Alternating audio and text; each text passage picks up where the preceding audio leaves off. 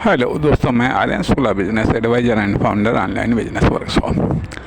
जैसा कि मित्रों मैंने पहले कहा था कि हम बात करेंगे आइडल और रियलिटी के बारे में।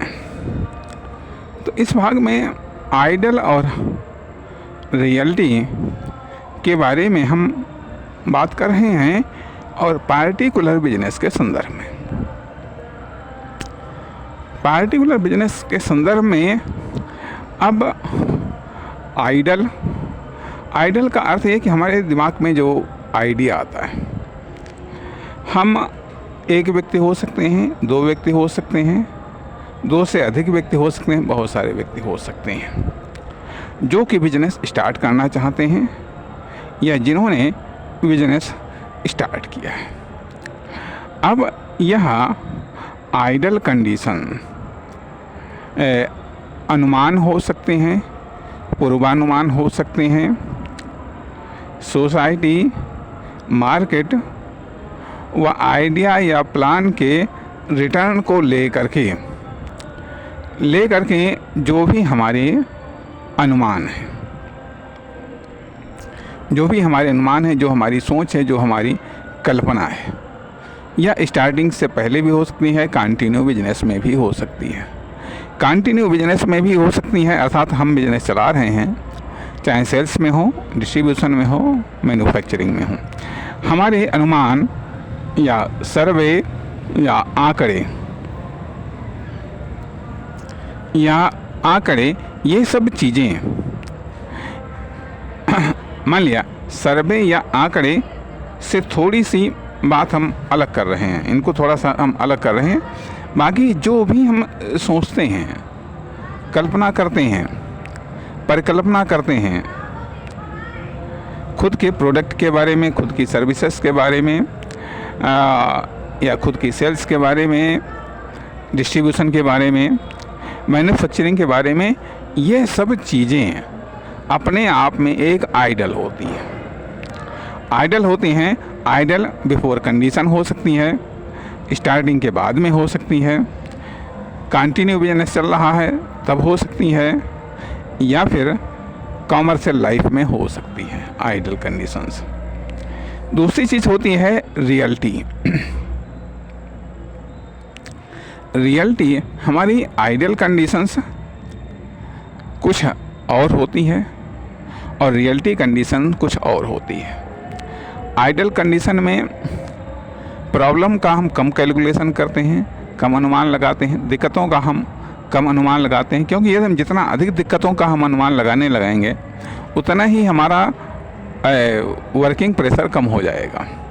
जब वर्किंग प्रेशर कम हो जाएगा तो हम वर्क नहीं कर पाएंगे या हम एक्शन डिलीवरी नहीं दे पाएंगे। इसलिए ज़्यादातर हमारी जो आइडल है वो पॉजिटिव होती हैं, और कभी कभी पॉजिटिव के चक्कर में हम बर्बाद होते रहते हैं। शायद अब बेहतर होगा,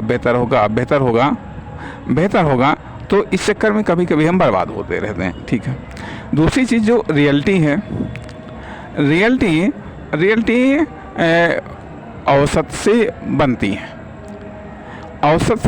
है। रियलिटी में अच्छी बुरी दोनों चीज़ें एक्टिव हैं, पॉजिटिव और निगेटिव दोनों चीज़ें एक्टिव हैं। जब हमारा आइडल आइडिया, प्लान, एक्शन जब रियल में आता है तो उसका सामना रियलिटी से होता है।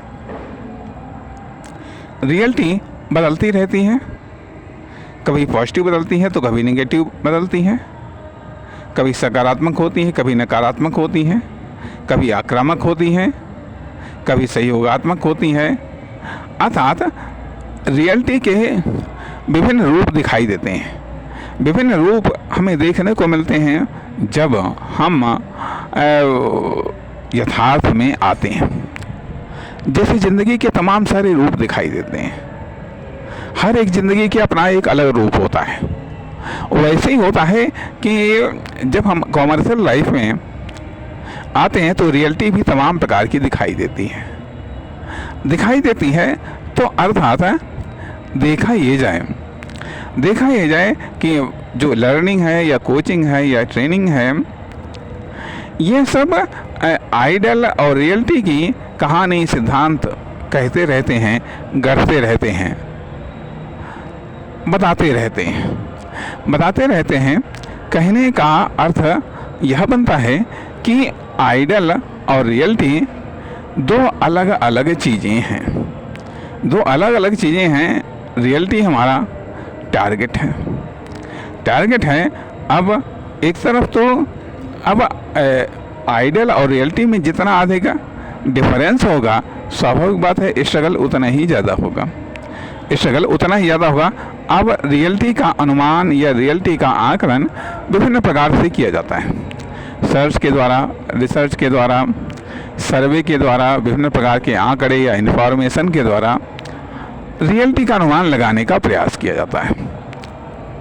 ताकि अब यहाँ पर बात आती है रियलिटी के आधार पर आइडल को जनरेट करना।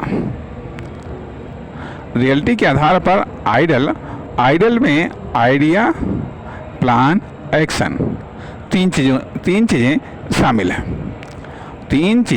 हैं। और रियलिटी में भी कुछ चीज़ें शामिल हैं जिनको शायद हम फिर अभी बाद में बात करेंगे। तो कहने का अर्थ है कि जो रियलिटी का सही अनुमान होना चाहिए, लेकिन रियलिटी अपने आप में परिवर्तनशील है। अब यदि रियलिटी की सपोर्ट नहीं मिलती है तो हम कुछ समय स्ट्रगल करने के बाद में फिर हम शांत पड़ जाते हैं, क्योंकि नुकसान सहने की एक लिमिट होती है। अधिक हम नुकसान नहीं सह सकते हैं, या नुकसान सहने की जितनी हमारी क्षमता है या ताकत है उतना ही हम नुकसान सह सकते हैं। तो इसलिए यहाँ पर बात फिर वहीं दोहराई जा रही है कि आइडियल और रियलिटी दो अलग अलग चीज़ें हैं। जब पार्टिकुलर बिजनेस रियलिटी का सामना करना पड़ता है तो ये देखना पड़ता है कि वो कितने समय तक रियलिटी का सामना कर पाता है, या उसे पॉजिटिव रियलिटी मिलती है या फिर निगेटिव रियलिटी मिलती है, सहयोगात्मक रियलिटी मिलती है या आक्रामक रियलिटी मिलती है। इसलिए यहाँ पर सवाल ये भी उठता है कि पार्टिकुलर बिजनेस अपने आप में एक स्ट्रगल करता है। अब उसने तो कुछ और अनुमान लगाया था रियलिटी के बारे में, ऐसा होगा वैसा होगा, लेकिन जब वैसा नहीं हो पाता है तब वो क्या करे, क्योंकि जब ऐसा या वैसा नहीं हो पाता है तो उसकी कास्ट नहीं निकल पाती, उसे सक्सेस नहीं मिल पाती, उसे सेल्स नहीं हो पाती है। परिणाम जो कुछ उसने किया वह लॉस में चला गया है। अब रियलिटी का कैलकुलेशन कैसे करना चाहिए, या ये कह लीजिएगा रियलिटी का अनुमान या रियलिटी का कैलकुलेशन न केवल वो बिजनेसमैन जो फ्रेशर हैं, वो एंटरप्रेन्योर जो बिजनेस में आना चाहते हैं वो रियलिटी का अनुमान लगाते हैं, बल्कि जो बिजनेस में किसी भी सेक्टर में हों वो भी रियलिटी का विभिन्न तरीके से अनुमान लगाते हैं, विभिन्न तरीके से कैलकुलेशन लगाते हैं। और संभवतः जो जितना बड़ा इन्वेस्टर है, जो जितना बड़ा बिजनेस है, चाहे मैन्युफैक्चरिंग में हो या डिस्ट्रीब्यूशन में हो या सेल्स में हो, जो जितना ज़्यादा इन्वेस्ट कर रहा है वो उतना ही ज़्यादा गहराई से रियलिटी का अनुमान लगाता है। अब यहाँ पर ये बात भी आती है कि आखिरकार बिजनेस में एंट्री कैसे, मतलब रियलिटी तो अलग है, आइडियल अलग है। जब रियलिटी अलग है और आइडियल अलग है, कभी आपस में क्रॉस हो जाते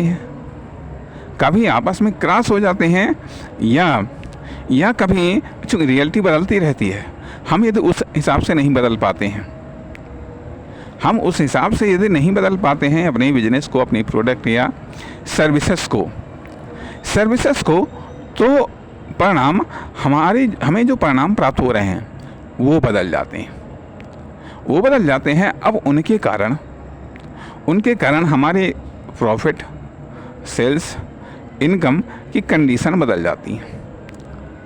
जब इनकी कंडीशंस बदल जाती हैं तो हमारी कंडीशन बदलना स्वाभाविक बात है।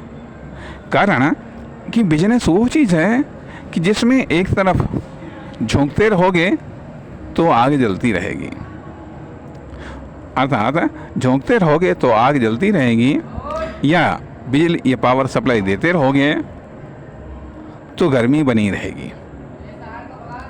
अर्थात इन्वेस्टमेंट करते रहोगे तो आपका बिजनेस चलता रहेगा। अब यह इन्वेस्टमेंट चाहे आप प्रॉफिट से या सेल्स के द्वारा इन्वेस्टमेंट कलेक्ट करें या अदर सोर्सेस से आप कलेक्ट करेंगे कुछ समय के लिए, लेकिन यदि आप सेल्स से कलेक्ट करते हैं तो लंबे समय के लिए। लेकिन सेल्स रियल्टी पर डिपेंड